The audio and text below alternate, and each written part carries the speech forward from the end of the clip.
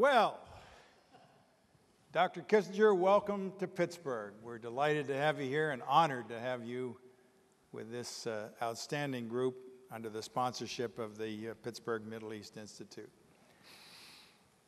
You know, it was 30 years ago that you and I first shared a platform together when I was a candidate for re-election as governor, a campaign that was floundering, facing the prospect of defeat, when you showed up at a fundraiser in Philadelphia and raised enough money to push us over the top. So I have an eternal gratitude to you for your interest in Pennsylvania and your interest in friendship with me, and I'm pleased to welcome you here tonight.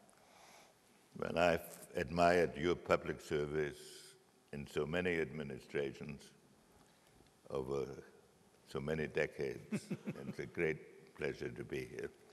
Well, let's get down to business, folks, because we're not here to talk about the past, we're here to talk about the future. But one can't ignore the past, and I'm going to begin my discussion with Dr. Kissinger this evening by asking him to reflect on the course of his early career that led him ultimately to the positions of authority and influence that have been mentioned earlier on this evening.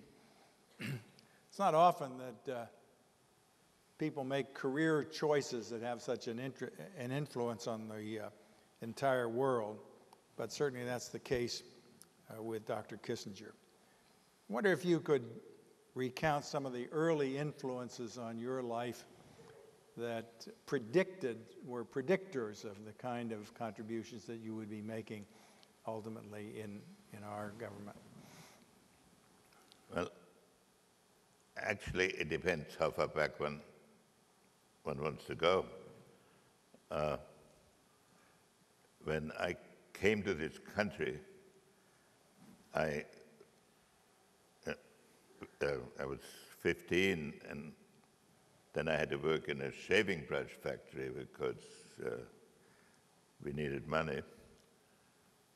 And the idea that I might wind up someday as Secretary of State did not really occur to me.